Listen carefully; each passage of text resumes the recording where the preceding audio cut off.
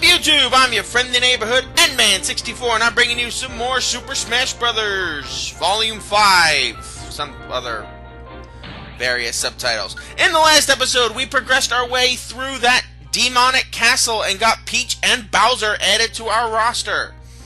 Why don't we add some more characters by also clearing out parts of the map and using some of our skill spheres to make ourselves stronger? We don't have a lot, but we do have enough to make a bit of an impact on what we have. So we'll make our powerful throne items more worth it. And we also get ourselves one step closer to fast Final Smash gauges, which I'm assuming exists here specifically because the game is about to get more brutally difficult. And we're going to start with Yarn Yoshi here. We already have it, but you know what? It could be useful. You never know, guys. It could be extremely useful. Honestly, I don't know what I would be doing if I was going into this completely blind. That's why I was so thankful I decided to, get my feet wet with this for a little bit. Because me and blind games don't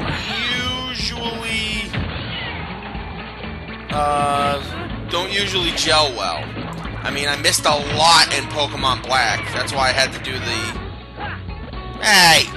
That's baloney. Oh, wow, I'm getting freaking curb stomped here. Alright. I might need to change characters here. Sora is a little too floaty for my liking. For my liking. Alright, one down. And I'm dead.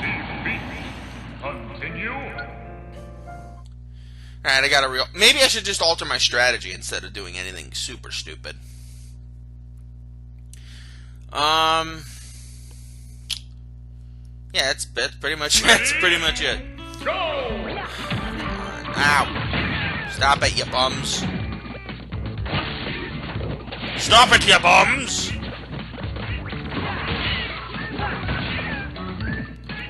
Alright. Oh, come off it. Come off it! Should have got you. Right, one down.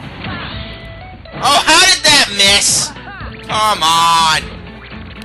Game, play at least a tiny bit fair. Alright, that's two. Float. Thank God Sora is like the floatiest character in existence. Thank God he learned how to fly from Tinkerbell.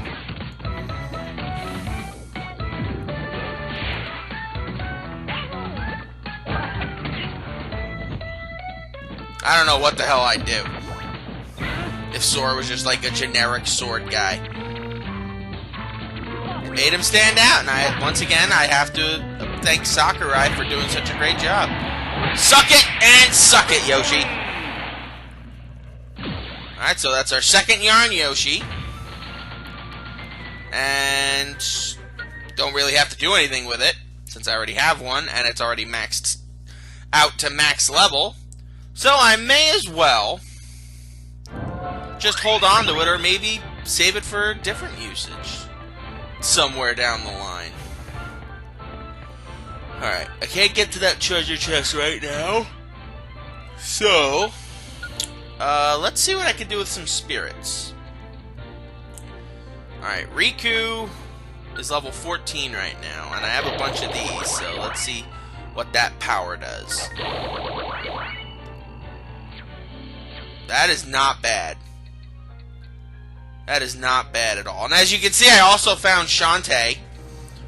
So, that's useful. And actually, there is a slight, and I mean very slight, power gap difference between her and what's-it-call-it. Unfortunately, Ven does not look like he's gaining the power I would like him to have. So it's not really going to be feasible to have Ven replace Yarn Yoshi. Shantae is like... She has comparable power, but it's not like...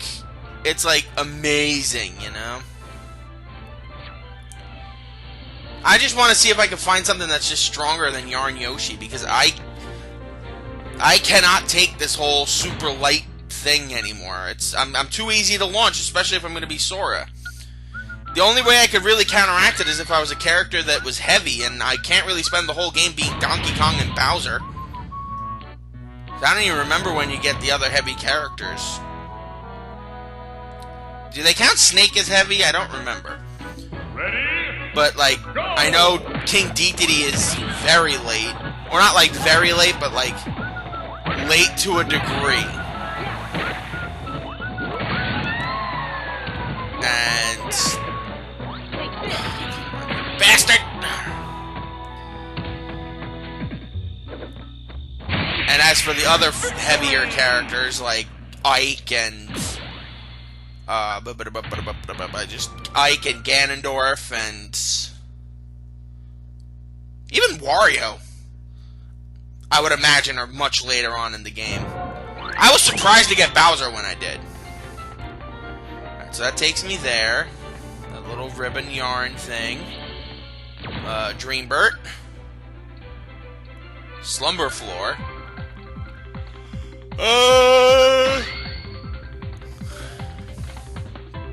Comparable power. It's got decent power.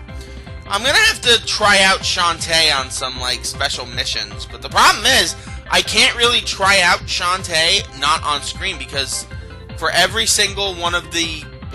why is it not doing anything? Hello? It's not loading? Like, what the hell's going on? Game! Hello? Did the game crash? What the hell's going on here? Oh my god, did I hit the back button? I'm a goddamn idiot. I am a goddamn idiot, and I am sorry. You guys have to bear witness to that. Oh my god, I am so sorry. But, like... I can't test out Shantae off screen to see if it would be like a truly big difference, because there aren't any like test missions. I could do it with like to get more spirits in the DLC spirit board, but like the way it is now, I'm gonna have to like just test it in an actual fight. But right now, Ven is doing the job I need it to, but I'm imagining it's gonna be broken at some point. Honey Queen? Honey Queen? Let's go with that. Why do I keep yawning? I'm not that tired. And why is when I'm fighting the Honey Bee, am I fighting Pikachu with the Johto hat? Yes, in case you do not know, Pikachu... Pikachu, I'm sorry. For all of the different color changes and costume changes Pikachu has, they are all based on the main hats of the rivals in of your main characters in the Pokemon game. So there is the hat that the main boy wears in Gen 4, and well, it is just Gen 4. So because that's when that sprite was edited. So yeah, of the main character in the Johto games. Then you have, I think it's the bandana from Brendan for Gen 3, and I think he has Red's hat too. So, and then of course there's Macho Man Nacho Libre Pikachu. I almost said Macho Man Randy Savage, but he did not look like Randy Savage. What he does look like is freaking Nacho Libre.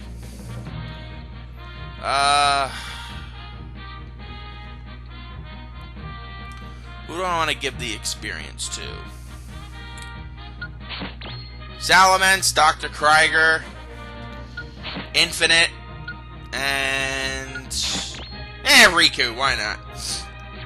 Riku could probably use the experience. Make Riku a bit tougher, you know? He may be the one we replace Sigma with, I don't know. You know, I know he only has the 2, but so far his power is pretty damn impressive. But that's no surprise from Riku, because Riku is my baby boy. You know, I should be saying that about Sora, but no, Riku. Riku's my boy. Excuse me, mister, I have a stupid sword. Go away. Go away. Actually, funny thing, you know what I just realized this character is from? Because he's from a primarily Japanese game. But I was trying to figure out when the last time I saw him in a fight in... Oh, shit. Oh, that's not gonna work. The last time I saw him in a fight in this game, you see how he keeps moving the sword up and down, up and down, up and down? I was trying to figure out why that was so familiar to me, and then I remembered. It was the bootleg plug-it-in-and-play games on Good Riddance Captain Falcon. At least Nick can be upgraded. I don't know. But it was the bootleg plug-in-and-play game systems that JonTron did a video for. And it was the second one, the one that everybody remembers the least because it doesn't have the hitting mices one, and the first one was just the one with the Amazing Spider-Man one and the kid with the frickin' no neck. The second one was the one with like the 76,000 games on it, and every single other one was friggin'... No, was it? No, that was the first one.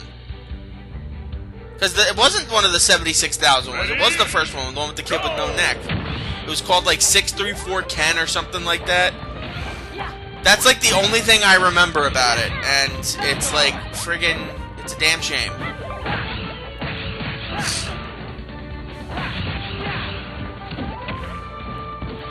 Actually, that is something to bring up.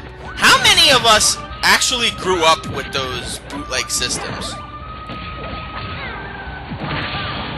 Because I really didn't, but I did have one.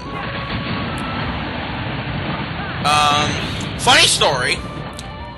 You know how parents always say they don't have a particular favorite? But, let's be real. Our parents all at least do have favorites. But fortunately for my parents, there's two of them, so they each basically got to choose one of us to be their favorites. Though I live with the man, and I love the man to death, and he is definitely one of the best roommates and housemates I've ever had, my father definitely likes my sister more than he likes me. As a compromise, my mom likes me a bit more than she likes my sister. It's just that sort of little balance thing. Girls always gravitate to daddy, and boys always gravitate to their moms. That's just how it goes. But anyway, as we unlock more... Ooh, we got a character coming up. Dr. Mario! Yay! Now I can continue with my story after we unlock his ass. But yes, getting back to the point of it, the one thing I'd always wanted, even as a little kid, all the way up to being like a 12, 13-year-old guy, 12, 13-year-old, I'd always wanted a Nintendo 64, and goodbye, Dr. Mario. That was way too easy. To get one of my mains, that was way too easy. But either way, I always wanted to get an N64. So I found one on eBay, and it was $66. It was the Atomic Teal or Atomic Blue one. It was one of the see-through ones. Like, I have the Atomic Orange now, but it was Marin. Why were we getting Marin but not Zelda? That's stupid. And it's Zelda being Marin, whatever. I'm getting sidetracked. I found a $66 one. It had two controllers. It had Super Mario 64, Mario Kart 64, Mario Party 2, Pokemon Stadium, Super Smash Brothers, and I believe either Banjo-Kazooie or Ocarina of Time. I don't remember which one, but those were the 6 games. And if you're going to have 6 games, those are 6 that you should really have. But my dad told me he was not going to be spending $66 on something that he said I would only use once. So I was upset, but I figured it was a reason he was too proud to admit. Maybe we were a little short on money or something like that. So I'm like, okay, I'll concede. Maybe I'll ask for it for Christmas, and maybe he'll give it to me, which he never did. I had to buy my own. But that day, my dad goes and buys my sister a $400 snowboard that she used once. So he was down $400 instead of being down $66 for something that we all could have enjoyed instead of just for something that she enjoyed. Ain't it nice how the world works? But, getting back to what I was talking about with the plug-in and plays, my mom, realizing I got the short end of the stick yet again, we're out shopping. We were at the mall, and we're out shopping, and whenever I went to the mall, there were 3 places I'd go. I can't now since all those stores are closed, but I digress. GameStop was one. The Disney store was the other, but that doesn't exist anymore, since Disney is closing all the Disney stores and setting them up in non-existent Target Town. But whatever. Come on, just die already, you frickin'... Well, I'll take a villager any day over Isabella. I refuse to lose to Isabella. It's just not gonna happen. And nope. There we go. But Disney Store is the one that matters. I don't remember where I was going, but Disney Store is the one that matters because right in front of the Disney Store was one of those kiosks that they always have in a mall. If you don't have a mall near you, basically it's a little kiosk that's owned by one person that often just sells some things. This one was one of those ones that you run into all the time at malls or at shopping areas where it's like they sell bootleg toys and bootleg stuff. And one of the things I got, it was in the shape of a penguin, and we can't head that way yet. And it was Slowpoke. It was in the shape of a penguin, and it was one of those 111 games in one type deals. And not gonna lie, I played the living crap out of it. Mostly because it was old school games that I'd either never heard of before or games that I've never played before, because it was the usual fare. It was Mario and Donkey Kong and other stuff like that. But then there were other games that you would never hear about normally, like Nuts and Milk. Like, what the hell is that? It's a stupid ass game, but it's a fun game. And the best part is because it was so poorly translated, it was called Milk Nuts. And me and my friend Scott got so much joy out of that. It was friggin' amazing. And it pissed my friend, and what pissed one of my friends off, because he's like, there's no way there's a game called Milk Nuts on there. I'm like, oh yeah, and I brought him over, and he was just sitting there, he's like, this is friggin' bogus, man. Bogus. I'm just like dying. But like there were so many games on there, and it's just interesting, you know. I'm already using one dojo, so I don't really have to worry about another. Hey, Panther! Let's actually see if I can level up some more spirits. Alucard looks like he'll be a decent one. Aqua is the only one that has the 3, but like nothing is gonna beat Rex in terms of blue. Like Rex is so overpowered, it's not even funny.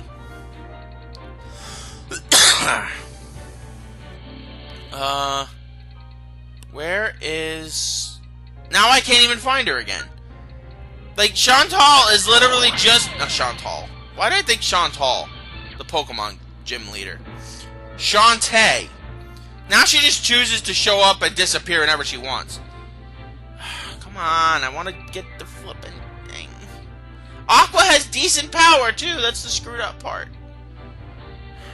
Alright, that has good power, but no friggin' things. Terra, will you be decently strong? Of course you won't. Why would I expect you to be strong? You're only the most powerful frickin' Keyblade Wielder in the universe. And actually, no, that is not a joke. He is quite literally, outside of maybe Sora and Xehanort, he is the most powerful Keyblade Wielder in the Kingdom Hearts franchise. It's actually amazing.